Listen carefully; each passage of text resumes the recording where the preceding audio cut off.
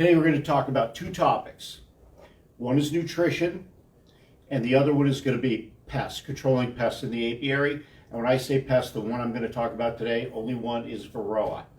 That's the major one. That actually, Varroa mites are the root cause of most of the problems we have in beekeeping today. Anybody that's kept bees back from say 88 and prior to that will tell you they did not have issues keeping their bees alive back then. It's, the mites have brought in a whole new plethora of issues for our bees. So first we're going to talk about nutrition. And when I talk about nutrition, I always like to include a little bit of the biology in it so you understand how everything works. I think we touched on it a little bit last week, but we're going to go into it a little bit more in depth. So what do our bees need to grow? They need two things. They need nectar and they need pollen. Nectar is a carbohydrate, pollen is a protein. They need both of those to raise brood. I went through everything last week about how every bee that's born, the first thing it's fed is royal jelly.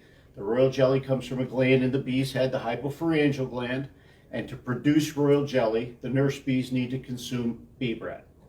Bee bread is that mixture of pollen and nectar. Mix it together, a little bit of enzymatic changes, and the bees consume it, and they make royal jelly. So, if we think about that, we take either pollen or nectar out of the equation, we've got no bee bread, no royal jelly, no brood. So, there are times of the year everywhere around the country where we've got either no pollen, no nectar, or both are missing. And at those times, our bees are not raising brood. Our goal is to keep our bees raising brood through most of the season, so we go into the winter with the biggest cluster we can. The bigger our cluster, the better chance our bees have of making it through that winter. So when we talk about what to do, when to do it, I get a lot of questions. Should I put a pollen patty on my bees in the springtime? Should I be feeding nectar? In your area, you have to figure out what's coming in at the time your bees start to fly or you start opening those colonies.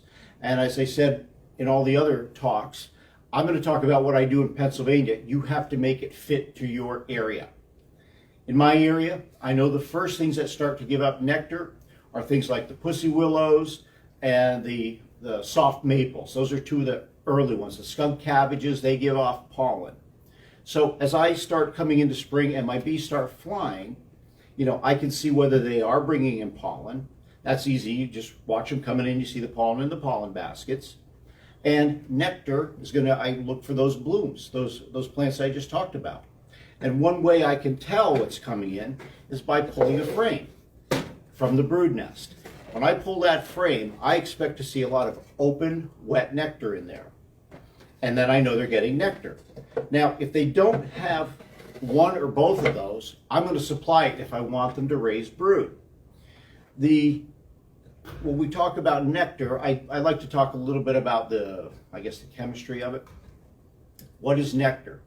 Nectar is a compound sugar. It's sucrose. It's the same as white table sugar. The bees bring that nectar in, and nectar does a couple of things. Number one, it stimulates the queen, so she starts laying a lot of eggs. Number two, it stimulates the wax glands on the bees, so they start shedding wax scales and they start building out comb. When they bring that nectar in their honey stomach, they store a lot of it as open wet nectar, and the bees use that to raise brood. At the same time, they've mixed it with an enzyme called invertus in their honey stomach, and it starts to break that compound sugar, that sucrose, breaks it down into two simple sugars, glucose, fructose. Glucose and fructose are honey. The thing about honey is when the bees have fully inverted that compound sugar, that sucrose, into glucose, fructose, and it becomes honey, honey is about 95% glucose, fructose, and maybe 5% sucrose. So bees cannot raise brood off of honey. If you notice your bees stop raising brood, they can have a lot of honey in there and they're not raising brood if there's not a nectar flow on. They really can't. They can raise very, very little. So if we want our bees to raise brood, we always have to make sure they have the two things they need to raise that brood: pollen, nectar. If it's not out there, we're going to supply it. So it depends on the time of the year what you want to do. In my area, I find that in the springtime, the bees are getting plenty of pollen, but they might be light on nectar. So I will feed them a syrup, whether it's a simple sugar syrup of just sucrose mixed with water. I generally do about a 1 part sugar to 2 parts water. Nectar in nature is about 80% water.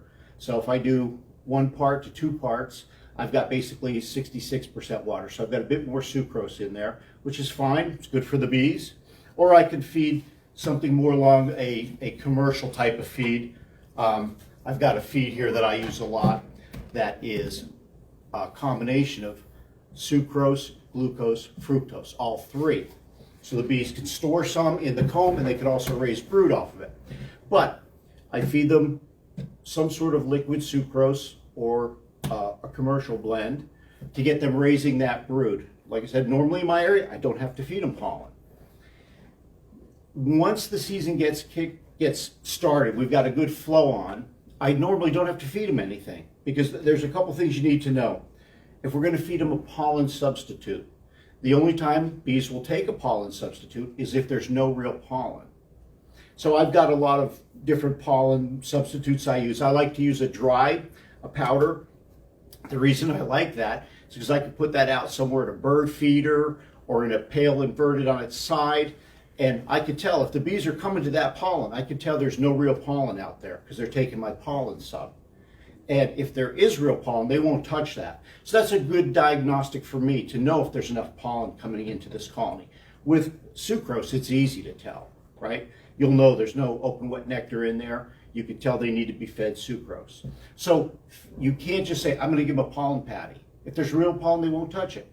I'm going to give them sugar water. Well, if there's a big nectar flow on, they're not going to touch that sugar water for the most part. So you're pretty much wasting your money. So learn a little bit about it. Watch what your bees are doing. So in the springtime, it's normally not a problem. Like I said, I may put a half or a quarter of a pollen patty on if I think they need it, and I'll watch that. I'll give them some liquid sucrose. I always like to give them that in the spring because that, in the spring, what the biggest problem we have in the springtime is the weather. Could be a little chilly, could be a little rainy. Of course, at night the bees aren't flying. If I want them to get a good jump start for spring, I'm going to have that sucrose on that hive so they always can get to it. I'll have a feeder, usually a frame feeder on there, so they can get to it whether it's cold, rainy, dark, any of that. That feeder's right there. They can continue to get that nectar. Now, once we start coming into our honey flow, and again, your honey flow is going to be different from mine. Mine starts in earnest about the time the dandelions start to bloom. That's when I'll stop feeding my sucrose and I'll start putting my honey supers on. If we are making honey, it's really important that we do not feed those bees sugar water when we're making honey that we're going to sell or give to friends or family. We don't want to do that. We want our honey to be pure, so you stop feeding that. We get into the summer dearth, and again, yours may be different from mine. My area, July 4th, pretty much my nectar flow shuts off. And once that happens, the bees stop raising brood. And I said the goal is to keep them raising brood through the entire season. People always ask me, how do I know if there's a nectar flow on or not? There are a lot of different ways to tell that. With the white wax and the frames, the bees are really coming and going pretty quickly. But the best way to do it is you go down into your brood nest and you pull a frame from the center of that brood nest, and I'm going to look at it. If I don't see that ring of pollen here and that ring of open wet nectar, and I see no brood, I know why. I want to see all three of those. If I don't, I'm going to rectify it by feeding them either a pollen sub or I'm going to give them a sugar syrup to get them to that point where they have everything they need to raise brood. I've had people in the past call me and say, there's something wrong with my colony. I see the queen, but there's no brood in the colony. And it's always in the dearth, and sometimes I'll say, I'll come look at it. And sure enough, I go there and there's no open wet nectar in there. There's very little pollen. The bees can't raise brood. So in the summertime or whenever your dearth is, it's important to keep feeding them to keep them growing. We want that colony, when we get to the fall or early winter, we want to have a lot of bees in there.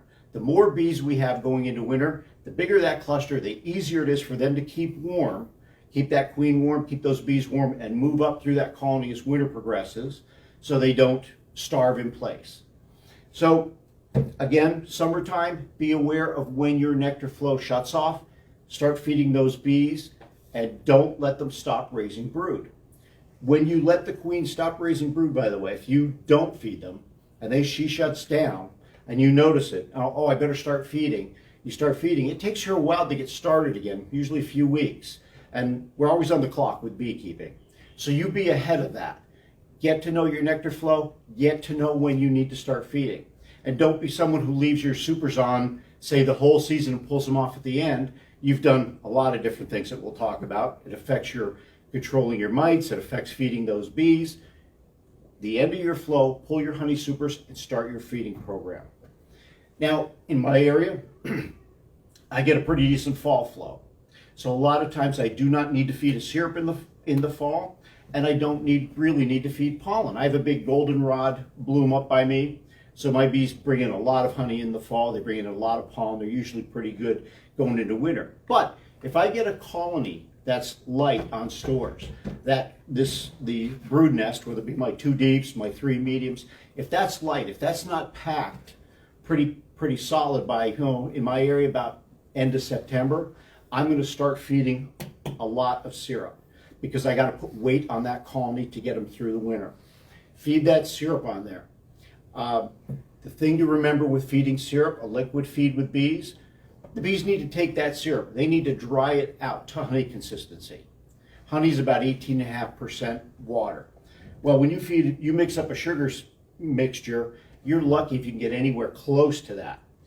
The commercial feeds are around 13, a little more than that, 23% moisture, somewhere around there. So the bees don't have to dry it down quite as much. You need to give them enough time to get that dried and capped. If you send them into winter with liquid in the cells that is not dried to honey moisture content, they're going to get dysentery over the wintertime. And that's another reason why we never ever feed syrup in the wintertime. Always feed something solid like a fondant or a winter patty or even dry sugar. Don't feed them a liquid in the wintertime. And if you're going to feed them a liquid to get them up to weight in the fall, make sure you do it in enough time where they can dry it out. Because remember, the fall starts to get cooler, the days are shorter, it's harder for them to dry that out. So give them plenty of time. And if we do all of that from spring through our dearth and through the fall and we go into winter, we've given this colony the ability to raise brood through the entire season, so that cluster should be fairly large, and we've given them enough so they've built stores into here that they can get through the winter. There'll be some pollen put away, and there'll be plenty of, well, at that point we'll call it honey, put away, that they can live through the winter, not starve, and they can continue to raise some brood. Remember, our bees really don't really shut down from brood rearing. Maybe a couple of weeks in the end of December, beginning of January, the queen will stop laying. But for the most part, she'll lay throughout the year. She just cuts way, way, way back. Instead of laying 2,000 eggs a day like she will in the spring, she may lay just a few per day in the winter time. But she's always going to want to lay some eggs. So we always want to make sure she can do that. She's got everything there to do that. So that's all I've got on nutrition. It's not very difficult. We just have to remember to do it. Watch your bees. They will tell you what they need. Just go into that brood nest anytime, especially when there's either a nectar or pollen dearth, and they will tell you what they need by you looking at those frames. The second thing we're going to talk about today are Varroa mites. And in my opinion, Varroa mites are the biggest issue of beekeeping. They're the root of almost all the problems we have today. So it's important for you to take care of Varroa mites. Before I talk about taking care of Varroa mites, I want to do a little bit of biology on that because I think it's important you understand that cycle, how it works with Varroa. Too many people either treat at the wrong time, they don't treat at all, and they don't understand that Varroa mite cycle. And even though they spend a lot of money on mite treatments, it's ineffective. So how do Varroa mites work? Well, in the springtime, we've got very few Varroa in our colony because for Varroa to raise brood, they need to use the cells where the bees are raising brood. They raise brood in capped pupating cells. If we look at do a mite count in early spring, it's going to be very, very low. and it's going to progressively climb as the bees start raising brood. And the best thing I could tell you as far as when do I know when I need to treat? When you come into spring, your Varroa count is low like this, your bee count, your population is low. As we go through the season, they climb like this kind of in unison. When we get about to the beginning of September, our bees have started cutting back on their brood rearing, but the Varroa have not. So they're going to cross this, I call it this apex, or whatever you want to call it. When they cross here in the beginning of September, if you have not treated for mites by then, done at least one treatment, you're almost wasting your money at that point. Because at that point, your colony is most likely dead already, and it just doesn't know it. I like to tell people, treat for mites early. Go into the season checking your mites, keep a count of your mites, start your treatments early, and my saying in my area is always be mite free by the end of August. If you wait any later, you've got a 50-50 chance of your treatment doing anything and keeping your bees alive. So to talk a little bit about how Varroa works, the Varroa mite, that's what we'll call it's the female mite. She's on a bee going around the colony. The foundress mite, no, she's not the foundress. Anyway, I'll think of the term in a minute. But the mite on the bee, she's going around on that bee looking for a cell that's about to be capped. How do bees know when a cell needs to be capped? Larva. They give off a pheromone, and that tells the bees when they need to cap it over for it to start pupating. Well, the Varroa know that pheromone as well. They're riding on that nurse bee or that bee that's about to cap that, and they get that smell of that pheromone, and they go down into that cell. So the female mite goes down into that cell. She's already pregnant. Goes into the cell. She buries herself down in the brood food down in the very bottom. Waits for that to be capped over. When the cell gets capped over, she emerges from the bottom of the brood food, crawls up the side. She chews a hole in the pupating larva, and that's called a feed port. Then she defecates on the side of the cell wall. That's so her brood can find that feed port, because their mouth parts are soft. They can't chew a hole in that larva. And then she starts to lay eggs. Her first egg she lays about 30 hours after she goes into that cell. That is a male. Her first one is a male mite. Every 30 hours she lays another egg, and the rest of those are females. And that's why a female mite prefers to go into drone brood, because they take 24 days to emerge, whereas a worker's 21 days. She gets 3 extra days to raise daughters. But what happens is she lays those eggs and they hatch. The male, he mates with his sisters in that cell, the mature females. He mates with them.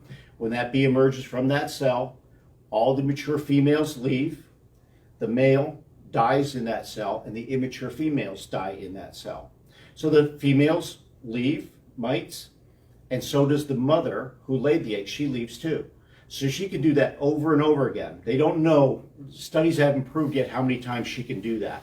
Go into a cell, raise a batch of brood, leave, do another cell. They don't know, but she can do it multiple times. And what people don't realize when they do some of their mite tests throughout the year, when you get into the peak of mite season, which, like I said, is that end of August, beginning of September period, for every mite that's on a bee moving around the colony, there are 5 to 10 mites under cappings in that colony. So if you start doing mite tests and you start doing the math on it, you can have an astronomical number of mites. And what the mites do is when they do that, when they feed on those bees, they chew that hole there and they start feeding. While they're feeding there, they're vectoring in viruses into our bees. So our bees are getting sick from those mites. And when they emerge, we've seen things like deformed wing virus and some of those viruses, but there's other ones that maybe you can't see anything on the bee itself. But what they do is they shorten the bee's lifespan. Our bees in the springtime and summer, we know they live 3 to 6 weeks maybe, right? And they die. Our winter bees are physiologically slightly different. They have more fat bodies in them because those fat bodies help them get through winter. They make their own fat bodies. Well, the mites are feeding on those fat bodies. We used to think they fed on the hemolymph, the bee blood, but they don't. Recent studies have shown that it's the fat bodies they're feeding on. And what that does is it decreases that lifespan. And the way to think about it is this.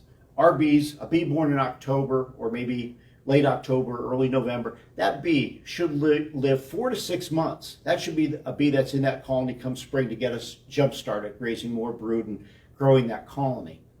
One mite on a bee cuts its lifespan about 20, 40%, somewhere around there. 2 mites, maybe 40 to 80%.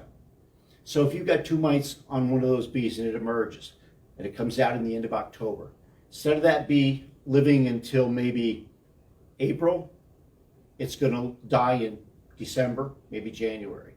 How many of you had colonies that you looked at in December, they looked great, full of bees, you came back a month later, they were all dead or they were gone? That's usually a sign of mite infestation. So always be aware of how those mites work and know that you got to get a jump on it in the spring. Don't wait till fall till you do your first mite treatment. It's a waste. If you ask me, okay, all right, Frank, how many mite treatments should I do a year? What should I use? All of that, number one, how many is what works for you. And what should I use is your choice. There's a lot of choices, a lot of different mite products. You can pick whatever you want, everything from one that's more along the lines of a chemical treatment, such as an Apivar, all the way to the ones that are more natural, like the thymol-based ones like Apiguard, or the formic acid treatments. They're very natural. Pick whatever you like. Just, number one, understand how they work, understand when you need to use those. Some of them are very temperature sensitive, some of them aren't. Some of them require the bees to not be in cluster at all, to be moving around the colony. So read up on the one you want to use and use it correctly. How to use it correctly? Number one, do a test to see how many mites you have in your colony. When you go to the doctor, you don't go to the doctor and go, hey doctor, I think I have mites. And he goes, okay, and he hands you a mite treatment, says, I'll see you later, good luck. They do a test on you to see what you've got. They prescribe a medication for your treatment, and they say, come back in X amount of days or weeks, and I'll check you again. It's the same thing with mites. Because if you haven't done the mite treatment correctly, maybe you didn't do it long enough, or you put the treatment in the wrong place, it may not be effective. So what I recommend people do is look up one of the many ways to check, do a mite check in your colony. We're going to take bees out, put them in our whatever we're using for our mite check. We're going to do a mite count. And the way we do a mite count is we want to know how many mites per 100 bees. When you're doing that, you got to get the correct bees that you're going to take that mite count from. Which bees do we take? I just said that the mites are riding on the bees that are going to cap that mature open larva. Those are the bees we want. So if I'm going to do a mite check in my colony, I'm going to pull frames until I see a lot of mature open larvae, the big white larvae in the cells. That's the frame I'm going to use. It's going to have a lot of nurse bees on it. I'm going to look for my queen. We do not want to get our queen. And I'm going to take, maybe a little square Tupperware tub. And I'm going to take this frame with all this mature open larvae and all these nurse bees on there, and I'm going to shake it into that tub. Once I've shaken it into that tub, I'm going to take that tub and I'm going to take a half cup measuring cup. I'm going to scoop those bees up and I'm going to put them into my tester. And I'm going to, you're going to get them in there. Now, before I tell you what else I'm going to do, I'm going to say to you, don't be afraid to kill some bees to do this test. A lot of people are afraid, they don't want to kill any bees. Bees kill themselves every day stinging us to protect this hive.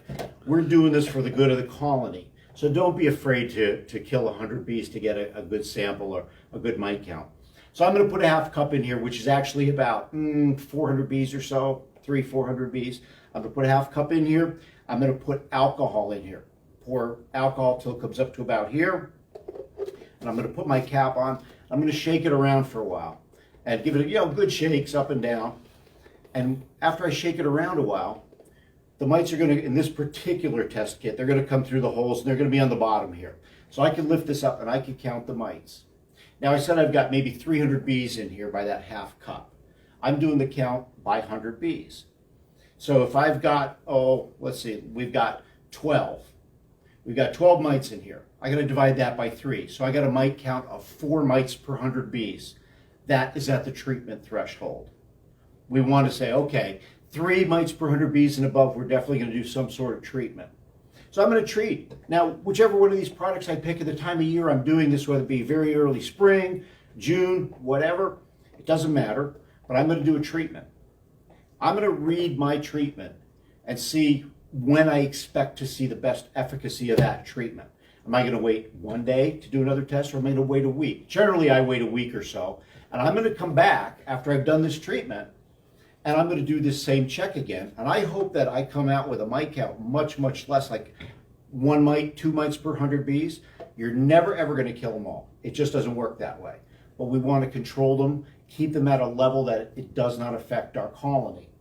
Now remember, some of these treatments, when you start looking at treatments, it depends when you're going to treat. If you have a honey flow on, there's products here you cannot use during a honey flow. If you've got honey supers on your colony, there's products you can. Plan everything around your honey flow and what you use based on what you want to do. But the whole goal is to be, like I said, pretty much mite-free by the end of August. If we've done both things, we've taken care of our mites and we've done our nutrition, as we get to fall, we should have a colony that is healthy.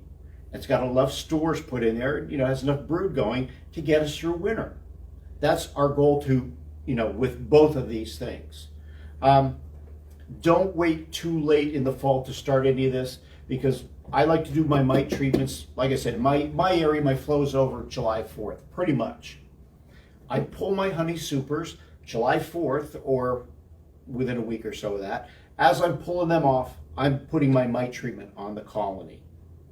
Why? Because I want to be as mite free as I can, as early as I can, because I want these now healthier bees. I want them to be able to go through 1 and maybe 2 brood cycles raising pretty much mite-free bees, mite-free brood. So that brood that they raise in, say, August, September, that brood is going to get me through winter time. That's going to be healthy brood. So plan everything accordingly. And that way we go into winter, big cluster, healthy cluster, and hopefully we make it through winter. That's pretty much all I want to talk about today. What I will tell you is, if you go to the Man Lake website, I believe it's at the education tab, there's some online or classes or videos on there. There's a full video on Varroa. I just touched on it. I do a whole hour on Varroa, the whole biology, how it works, what you should do. The same thing, there's one, I believe, on nutrition. So you can look at the nutrition one.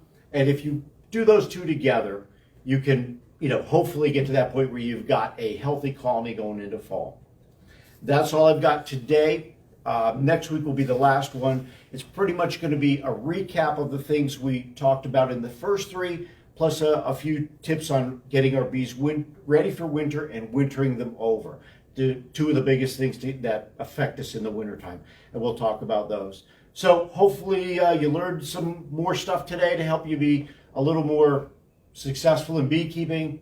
If you have questions, put them on there. I'll answer them. Probably I'll get to them tomorrow morning. I'll try to answer your questions. And any comments that you guys have, any issues, put them on there. We like to read them, and we like to, get back to you.